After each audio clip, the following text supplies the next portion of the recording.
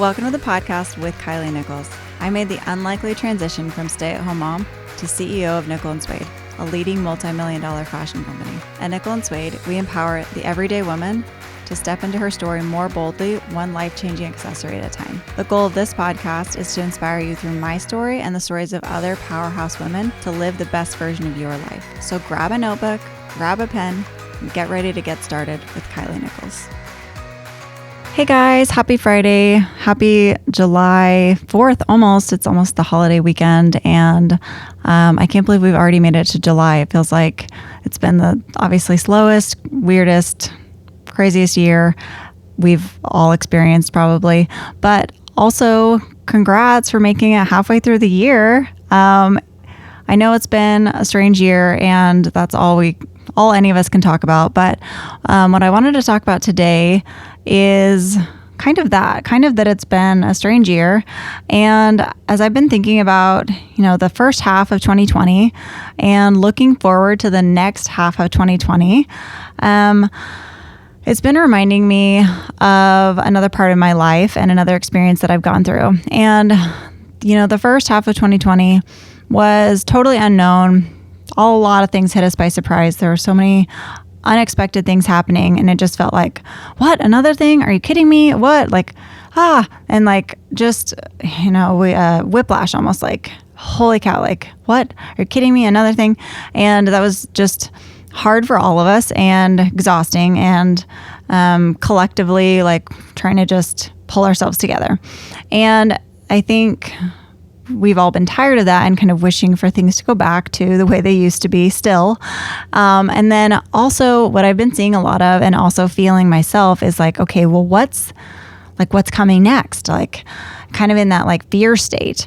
And I've been feeling that myself, okay, so the school year's coming up. Okay, so fall's coming. Can we look forward to anything we looked forward to last year? Is it going to be normal at all? And is there normal for the past, and is there going to be a return to anything normal in those ways? And so I've been seeing a lot of chatter and a lot of questions about what's school going to look like, what's college going to look like, what's work going to look like in the fall, what are the holidays going to look like? And a lot of those questions are not just curious. It's really in a fear-based way. I'm scared that it's going to be miserable. I'm scared that it's going to be terrible. I'm scared that it's going to just be the worst, and that the guidelines are going to be the worst, or that the virus is just going to spike up more and everything's just going to be terrible and the worst, and it's going to be worse than it's been. And that's just honestly it's creating a really negative environment and a really negative space on social media, on the internet, on in a lot of conversations that I've been in. And as I am trying to lead a brand that represents an optimism, and I'm really try to be an optimistic person, and I really want this podcast to be a place that can kind of offer a different line of thought. This reminds me of when I was pregnant with my fifth, and Rush is our fifth. And when we went to our ultrasound, our 18-week ultrasound, we thought it was just going to be our 4 other kids. So much so that we definitely expected that it would also be a boy. We had 4 boys, and our fifth was a boy as well. So we found out, okay, yep, going to be another boy. Great. Totally thought that was going to be the case. But what was unexpected is we found out that he was going to have a cleft lip. And that really surprised me. Took me I didn't even know how to feel about that at the ultrasound. But then as we went through the pregnancy, there were so many unexpected, every single appointment was what? Are you kidding me? Huh? What? Because we would always go to a high risk appointment ultrasound because of his cleft lip and cleft palate situation. And so every ultrasound was well, he might have Down syndrome. Well, he looks like he may be failing to thrive. Well, it looks like his arms and legs are not measuring as long as they ought to be. And so every situation leading up to his birth felt like something else was going wrong. And I was just feeling how many more things can go wrong? So, very similar to this year of 2020. And then, so so having him, I felt like, my goodness, like now what's going to happen once he's born? And then we have these surgeries to look forward to. And it just felt like very much like right now, like I just felt scared, and I felt like, how am I going to handle this? How am I going to deal with this? All of these unknowns going forward. And the fear of the unknown could be really overwhelming. But what I learned every day, even like the day he was born, what I learned is like, oh, today could actually be great. Today's okay. I can handle today. Like when he was born, like, hey, this isn't anything like what I expected. This is actually great. He's wonderful.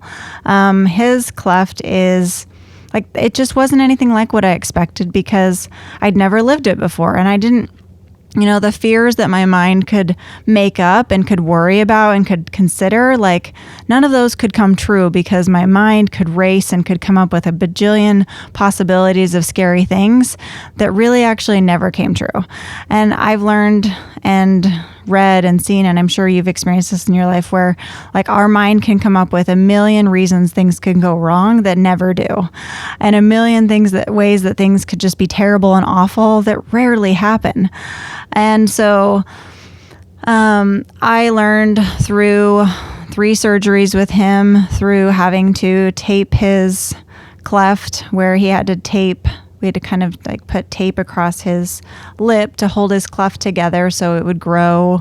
His skin and his face would kind of grow in the form and the shape that we wanted it to as he got bigger. And I've talked a lot about our cleft journey on my blog and things, if that's a whole nother story. But there just was a lot of day-to-day things we needed to learn and do with his care. But I learned that like every day was just, okay, today I need to stay in today and I can handle it today. And so, fast forward to now where he's 2.5 years old and he has had his surgeries and he's running around and he's happy, and we've made it through. We've handled it, and everything actually is really great now. And he has things to look forward to, or we've got more care to look forward to. But kind of why I'm saying that is I do have moms who reach out to me now saying, hey, I just had my ultrasound and I found out my baby's going to have a cleft and I'm scared. And what's your advice? What do I do? Because I'm so worried about the future. I'm so worried about what's coming. I'm so worried about the surgeries and how severe is this going to be and how much is it going to change our life? And, their minds are racing like mine was. And like ours are right now about the fall and about the future with the virus and about like how bad could things get.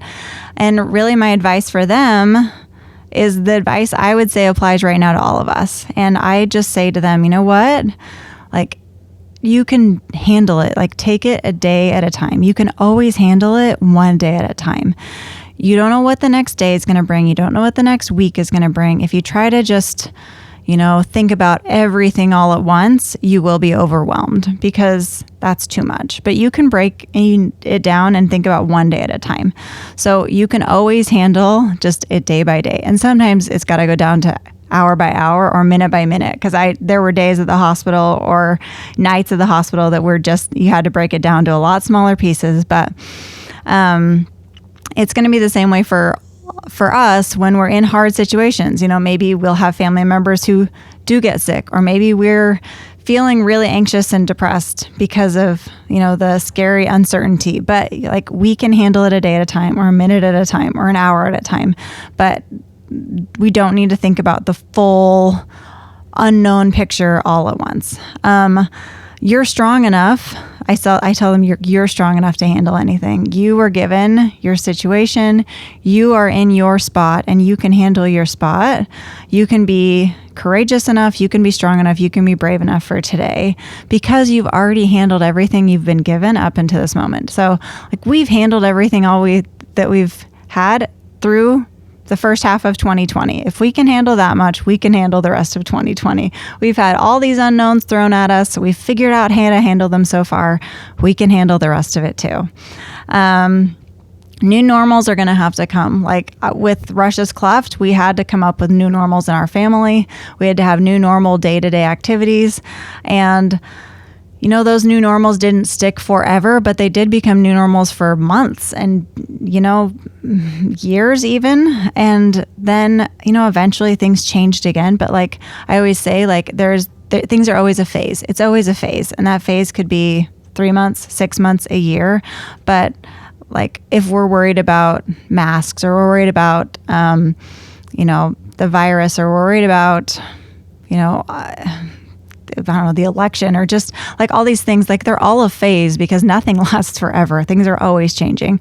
So that can actually be a reassuring thing in situations like this where we're worried. And that things just really aren't as scary as they seem. The way that your mind will play them up in the future, they never play out that way in real life.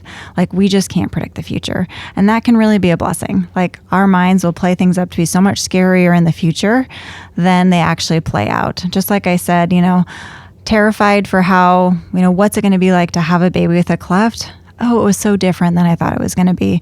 And I'm sure you can think of so many scenarios in your life where you thought things were going to be one way, but you'd never experienced them before. And then it was actually very different.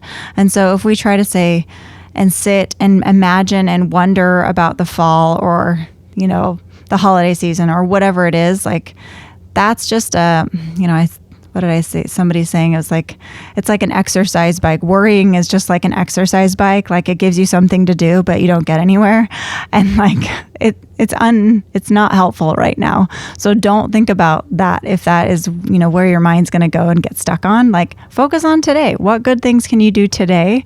And then tomorrow will come and it'll take care of itself. I hope that's helpful. I hope that gives you maybe a different, more optimistic perspective if you are seeing those same things that I am, that maybe are more fear-based. I don't want to be afraid of the future. I would like to be feeling optimistic about it, happy about it, and believe that there's good things that are coming instead of just, it's going to get worse. Things are going to be terrible. Because we can make it good no matter what's coming. And we can handle anything that's coming because we've handled everything thus far. We can continue to do so and we can make good things out of it. So I'm just going to leave you with that this Friday and hope that you have a great weekend. Would love to hear your thoughts on this. Feel free to make sure you leave a review if this was helpful and comment on social media. You can find on Kylie Nichols on Instagram or, find us on Nickel and Suede as well. But share this if it was helpful as well, because obviously sharing positive messages out in the world, there's not enough of those going around right now. So thanks so much. See you next time.